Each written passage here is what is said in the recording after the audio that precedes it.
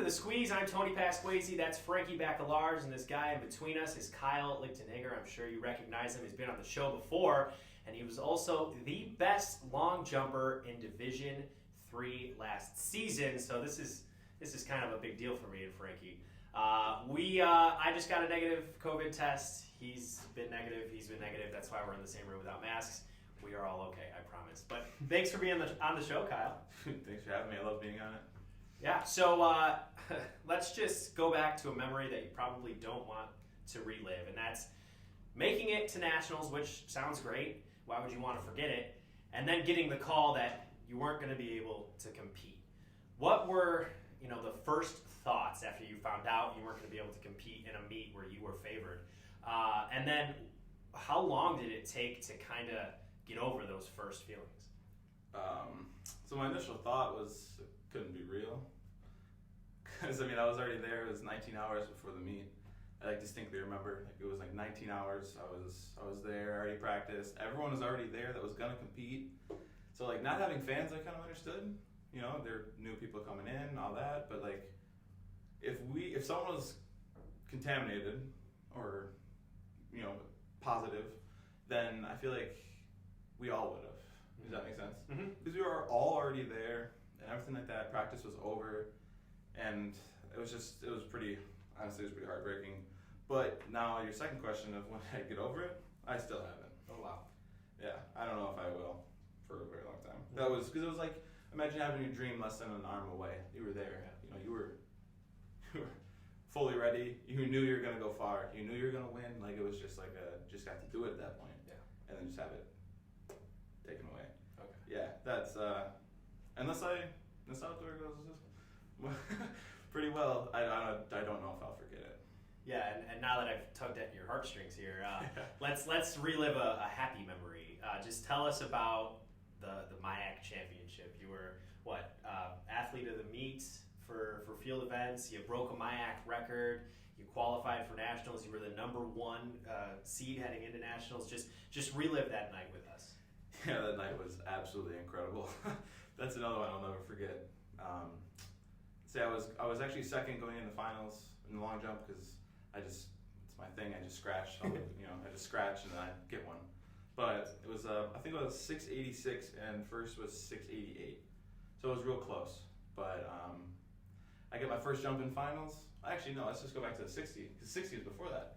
So I finished the 60 and I take second, 691, which is still really good and all that stuff. But I take second, so I'm mad. Because I wanted to win. I knew I could and all that, and Miller had a great performance, so I can't take that away from him. He's a great guy and everything like that. But I was happy for him. But yeah, I was mad. I was pretty upset about that one. And then I was just if I would have won, that would have brought so much momentum in the long jump, just to get me farther. And I'm gonna be honest, 756 was never in my mind. I had a goal, but it wasn't that high. 756, let's put that in perspective for people who don't understand it. What was your PR heading into that meet?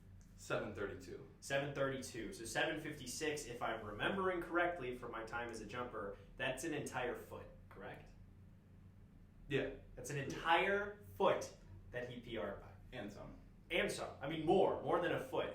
And for us, we're all three field event guys. That is unbelievable. That's hitting 4 home runs in one game. Off already a really good mark. Yeah, that's scoring 50 points in basketball. That's it's unbelievable. And Frankie, do you want to maybe put your point of view from that? Watching it. It was actually one of the most incredible things I've ever seen, and it kind of was like a movie because the long jump was the last event of the night, so everything was done. So the entire meet was watching the long jump, and it was kind of beautiful because literally everyone went nuts. Whether it didn't matter what team you were on, it didn't matter if you had a horse in the race. St. Thomas guys were cheering for him, and we know St. Thomas guys, and they don't like to cheer for anybody but themselves. Mm-hmm. Shade. However, the whole meet went. It literally took a pause. There was a 10-minute. There were guys still waiting to jump, and they had to pause the meet for 10 minutes because everybody went nuts. It was incredible. I actually put that down as my favorite memory so far. Yeah. as a smooth, and it wasn't even me. Yeah. It was Kyle. And now I'm realizing we didn't even let Kyle explain what happened. So now we've heard like an outer explanation. What was going through your head running through like that tunnel of people? Oh, yes. At first jump, I scratched, and it was kind of weird because like I look at Tyler Amy, who graduated last year and was a thrower, and I jump, I scratch, and for something went over in my head. When I just smiled, I looked at Tyler, I just smiled. Because I knew that something big was coming, I just didn't know what it was. Mm-hmm. And then I looked at him and I was just like, because I wanted to start the clap, which is, for people that don't know, it's when everyone in the meet kind of claps as you run through, and it actually is pretty insane how much adrenaline and momentum you get from that. Actually, every time that I jumped far was with the clap. So, I mean, there's an insane amount of momentum, an insane amount of adrenaline. And I looked at him and I just smiled because it's like I knew something big was coming, but I just didn't know how much. And then I get on the runway because I'm up, and I look at Tyler again, and I was started that up. And then I knew I was gonna come in hot, and I was gonna scratch if I didn't move. So I took 2 full steps backwards. I didn't know that. Yeah, I took 2 full steps back because I knew I was like, if I am here, I will scratch by a lot. Yeah, it'll be by a lot. And then, the clapping, everyone is excited. And I have photos of it when I'm on the runway. You can see everyone's face, everyone's smiling, and it's a moment that I'll definitely never forget. But I hit the mark, and then I've never been in the air that long. So I didn't know what to do. Kind of lost control of my body there. And then I land, and I was like, okay, I knew that was far.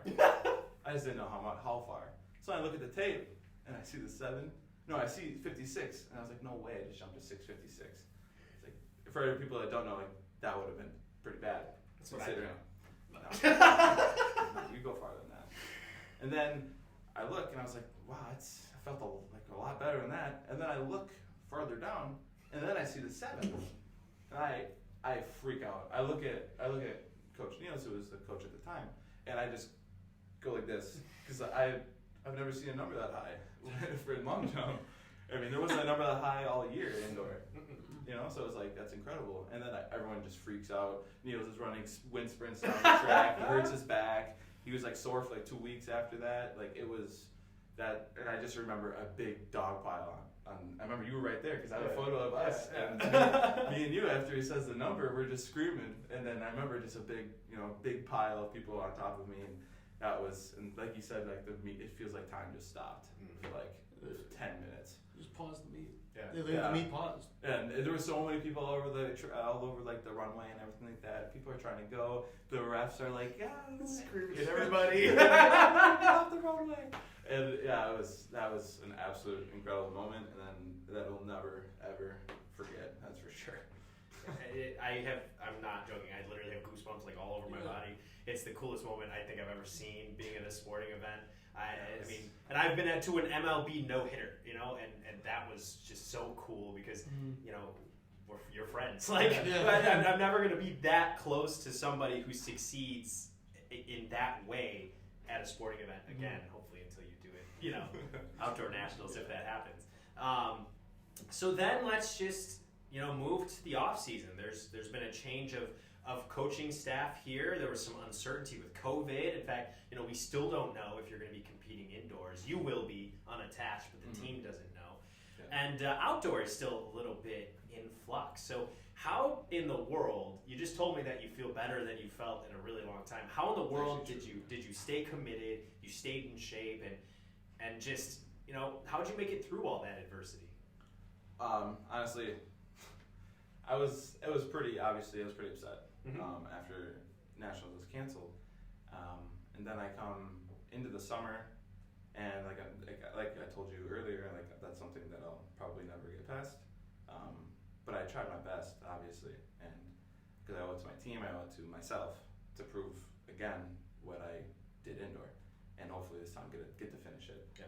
And I'm really big on mental game, so if I knew that I was mentally strong and everything like that, then I knew that the physicality of it will come with it, and it did. Like I would say almost tenfold. Like it was like my motivation mentally was never really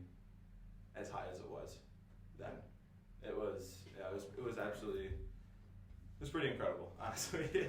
Like just to be able to like go over the summer and just like knowing like the hit that not only me but the entire country, like especially like spring sports, like not only just track but like baseball, softball, like outdoor track obviously too, and nationals, like having all that canceled, like it's a big hit on all of us. And I mean, for some seniors, they weren't able to finish their season. I'm fortunate enough to be able to come back and to be able to finish my outdoor season, but some people don't have that opportunity, and it sucks like really bad. I feel really bad for all of them because that's something that I couldn't imagine. I'm very fortunate to be able to come back, and I knew that how fortunate I was, and that really helped with my motivation kind of going into even in the fall because I wasn't here. So just having that motivation, knowing that I will be back and I will be better. Yeah, so like I'm gonna bring us a little forward again. Another happy event for you. So this fall, It's a roller coaster. You weren't even here this fall, but you won Male Athlete of the Year at the virtual Best of the Nest. And I think track and field is a sport that unless you're in it, you don't understand it fully because it's in meters. It's weird. There's not wins. There's not losses. So like, what do you think it meant to you to like kind of bring that awareness? Like Kyle Lichttenegger, a male track athlete, is the best male athlete at St. Mary's for last year. What did it mean to you to bring that kind of awareness to this school? Yeah, I mean that award is obviously pretty awesome. I was excited. Yeah. I was watching it from home, obviously, and to be able to bring that awareness is kind of a special feeling because, like you said, like not everyone knows the track team, like everything's weird. It's a lot different. It's a lot. I mean, even the national meet, if you think about it, they take 20 people, individuals, not teams, individuals. Yeah. So you have to be in the top 20 individually in that event, unless it's a relay. But then it's only 4 people, so it's it's a whole nother story. It's more confusing. Yeah, exactly. But it's a whole nother thing, and I mean, people just don't really understand it. Like there's scoring, but like there's not really scoring. Like it's really like if and I know Coach Mall brought this up in his interview about people asking like, did you win? Yeah. It's like no, I guess maybe, I don't know, right? Because it's like something you turn scored, and if they are, like you don't always win the meet, which just is what it is. But like you said, like in having it in meters, like it's just a completely different sport. So just to be able to bring that awareness, even individually, preferably with a team, like for the St. Mary's track team, but like being able to bring that kind of awareness is pretty incredible feeling, to be honest. And I'm excited. Yeah. Gosh, you're too humble. You're too humble for us because we want to sit here and just gloat about you like non-stop. That's all I do. You are literally. I tell so many people that my teammate like is the best in the country at something. But could you imagine being the best in the country at something? And not only that, the 13th best all time. It's just crazy. plug in more. Let's throw some more accolades in there. The 13th best all. I can't imagine being the 13th best at anything. Yeah. Ever. Yeah. I'm not even the 13th best Frankie Backlars in the world, probably. Too hard on yourself. You're too hard on yourself. Yeah, but it's got to be an incredible feeling. it does. I mean, I'm not top anything in anything. You're right. Like Top podcast at St. Mary's. we are the top podcast at St. Mary's. You can say that again. So one last question.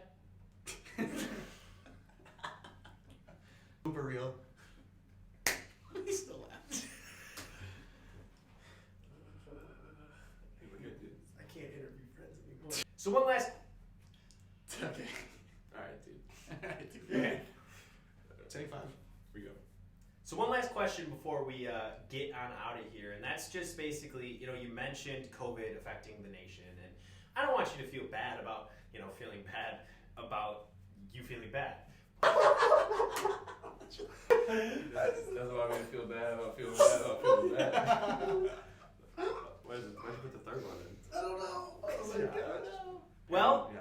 Well, good luck, Kyle. Thanks for coming on, and hopefully we'll have you on, and hopefully you'll have a nice big trophy or medal around your neck or something. Yeah, that would be special. So I appreciate being on the show, though. It's awesome. I love being on it. See you, Kyle. Bye. Quick.